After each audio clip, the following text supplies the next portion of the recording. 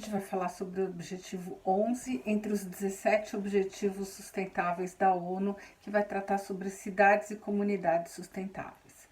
Antes de falar sobre cidade sustentável, é interessante a gente entender o conceito de cidade. É interessante a gente entender que, por exemplo, um condomínio não é uma cidade. Cidade é gente na rua. Cidade é um espaço onde você integra a moradia, o trabalho, o entretenimento, o estudo, o acesso ao comércio, tudo num lugar só. Né? Então, nesse sentido, um condomínio é a tentativa de fazer uma cidade sustentável ou uma cidade agradável dentro de uma cidade que não parece que não deu muito certo. Né? E é disso que a gente vai falar hoje.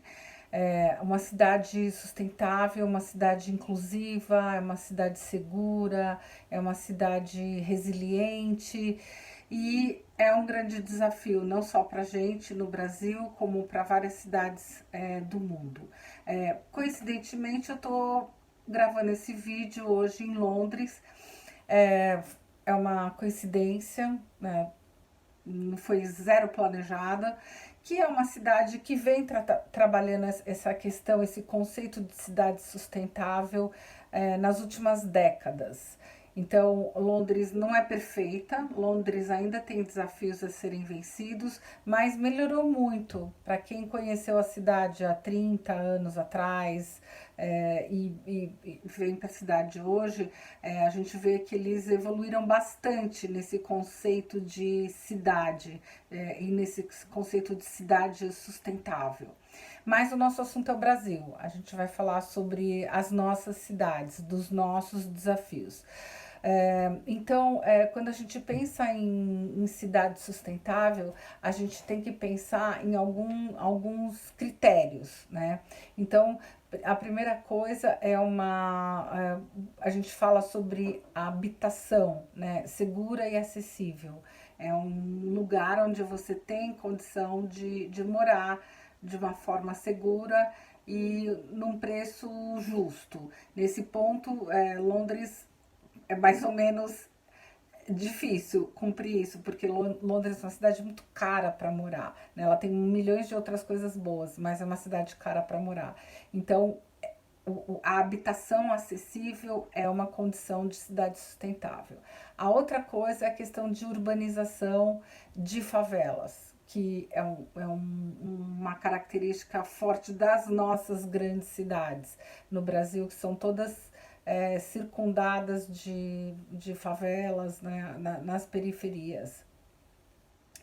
A outra coisa é a questão de transportes seguros, acessíveis, né, com preço justo. Um outro desafio das nossas cidades no Brasil, né? Ter o transporte público, primeiro, né? Muitas cidades têm muito problema com a oferta de transporte público, São Paulo é uma delas, né? Alguns trechos da cidade o transporte ele é insuficiente para o número de pessoas, né? E além do que a gente ainda tem transportes públicos, os ônibus, muitos utilizando energia fóssil, quando o ideal já seria a gente estar com um transporte usando ônibus elétricos. A outra questão é a questão de espaços públicos seguros. Então a gente tem uma carência forte nas cidades brasileiras de espaços públicos, onde a gente possa desfrutar a cidade. Então, por exemplo, São Paulo, eu moro perto do Parque do Ibirapuera e a gente vê que as pessoas vêm de muito longe para aproveitar o parque. São poucos parques para uma cidade que tem 11 milhões de habitantes e 17 milhões se a gente considerar a Grande São Paulo. São poucos parques públicos, espaços públicos, onde as pessoas possam desfrutar o dia, o fim de semana, né? Já nisso aqui, os londrinos são muito bons, né? Cada canto, cada bairro, cada pequeno lugar você vai encontrar parques, jardins, tem muita área verde, o que torna a cidade muito, muito agradável, né? E quando a gente fala do verde das cidades, não só a questão do embelezamento, mas a questão da cidade ser mais fresca e da cidade ser mais permeável. A gente vê algumas cidades no Brasil que ano após ano sofrem com a questão de inundações, né? Porque tem os rios canalizados e porque a cidade é totalmente impermeável. Então a água anda à vontade, ao passo que se a gente tivesse mais verde nas nossas cidades, não só elas seriam mais bonitas, como também elas seriam mais frescas e elas ajudariam a reter a água, né, que é uma coisa importante, a gente precisa pensar nisso. Se cada um que mora numa casa pudesse ter uma árvore a mais, já seria de bom tamanho. Mas a cidade, os governantes, os administradores das nossas cidades precisam ver isso.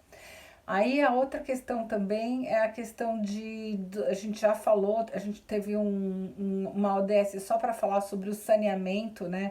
O quanto isso é importante para diminuir a desigualdade, para promover a saúde. Então, por exemplo, a gente tem casos discrepantes no Brasil, como Santos, uma cidade exemplo de bom saneamento, já foi ruim, tá, melhorou muito, né? Onde você tem uma população que tem um salário médio de 3,9 mil reais. Aí no outro extremo, a gente tem uma cidade no Pará com um nome meio difícil de falar, Ananindeua, que tem o pior exemplo do saneamento básico. Lá você tem 2% do saneamento básico na cidade. Acho que é uma rua ou uma quadra. A média no Brasil já é ruim, é 50%. Lembra, a gente falou isso na ODS do saneamento. Santos é a excelência, a média do Brasil é 50%. E essa cidade no Pará tem 2%. Ou seja, é, é uma coisa difícil. E aí vamos ver como isso impacta na saúde, por exemplo. Santos tem um número de 0,1, muito menos de 0,1 a cada 1.000 habitantes internados com problema de diarreia, por exemplo. Já quando você vai para essa cidade do Pará, que tem 2% de saneamento básico, você tem 2,7 pessoas, mortes por cada 1.000 habitantes, 2,7 por questão de doenças relacionadas à diarreia. Então, a gente vê que, né, o saneamento básico tem uma relação com maior renda e com menor índice de morte por cada 1.000 habitantes, né? Então, se a gente pensar na cidade como um todo, da importância desse tema, no mundo, até 2050, 70% da população estará vivendo em cidades. Mas no Brasil a gente já tem 80% da nossa população vivendo em cidades. Então é muito urgente. A nossa urgência é maior do que em muitos países. Outra questão que a gente precisa pensar bastante é na questão do lixo, do resíduo, que aqui no Brasil a gente tem situações também discrepantes e com índice de aproveitamento do lixo, da reciclagem, é muito diferente. Então, por exemplo, temos uma cidade como Florianópolis, parabéns Florianópolis, por ser a primeira cidade de lixo zero no Brasil. Eles investiram nos últimos anos cerca de 120 milhões e agora se beneficiam dessa posição número 1 em reciclagem de lixo, que é maravilhoso. É uma cidade, uma prefeitura que entendeu que resíduos sólidos viram dinheiro, viram matéria-prima, né? E essa é uma coisa maravilhosa, né? De se pensar. Enquanto isso, outras cidades nem coleta seletiva tem. Há 2 anos eu estava fazendo uma reunião com um cliente em Ribeirão Preto, e é um cliente que produz produto de consumo de massa, e a gente falou, vocês já pensaram em, em fazer a logística reversa? O que é a logística reversa? É quando a indústria recolhe a sua embalagem para reutilizar. E aí o cliente falou assim, sim, a gente já pensou, isso já está na nossa pauta, mas imagina que nem coleta seletiva de lixo normal Ribeirão Preto tem. Então eu fiquei muito assustada, porque a minha imagem de Ribeirão como uma cidade próspera do interior de São Paulo, rica, não ter nem coleta seletiva. Então, isso é uma coisa que tem que ser revista, né? O importante dizer é que de pouco em pouco a gente já vai tendo consciência da importância, como cidadã, de morar numa cidade sustentável, numa comunidade sustentável, e também, felizmente, muitos empreendedores e muitas empresas já estão entendendo que esse é o futuro, que aí tem muito dinheiro, tem muita prosperidade para quem quiser trabalhar, investir nos setores das cidades sustentáveis. A gente já tem um número de cerca de 60 startups atuando no segmento de cidades sustentáveis no Brasil. Né? Na nossa pesquisa, com 1.207 brasileiros, a gente já viu, a gente tem 46% que acreditam que é importante que o governo invista no saneamento básico. Temos outros 47% de pessoas que acreditam que o governo tem que estimular a utilização de energias renováveis, 42% estimular a criação de áreas verdes, 41% que acreditam que o governo tem que investir na melhor utilização dos recursos naturais. Acho que se a gente fizesse essa pesquisa hoje, esse número ia ser muito maior, porque esse ano a gente teve um número recorde, né, das queimadas, tanto na Amazônia como no Pantanal.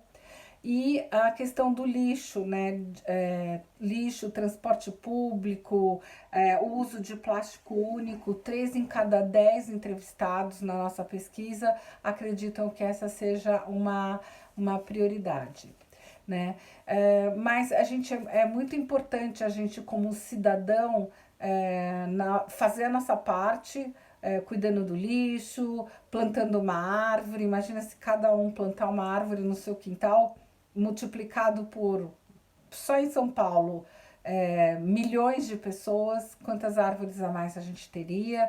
Mas é importante que a gente cobre e fique atenta aos nossos administradores de cidade, com a questão de calçadas seguras, né? A gente em São Paulo, a gente vive vários mundos, alguns lugares com calçadas maravilhosas, outros lugares com calçadas esburacadas e outros sem calçadas, né?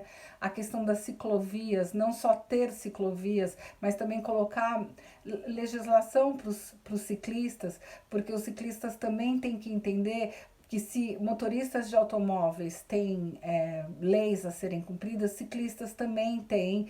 A gente tem tido muito acidente com ciclistas, então sim, legal ter ciclovias e ter ciclistas, mas é importante que todo mundo tenha essa sensibilidade, né, da civilidade de ser um ciclista consciente.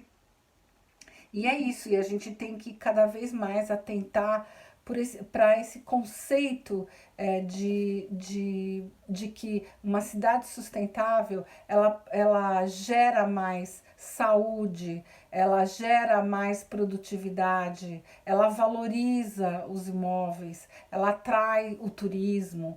É só um ganha-ganha. Quanto mais sustentável é a cidade, mais ela atrai coisa boa.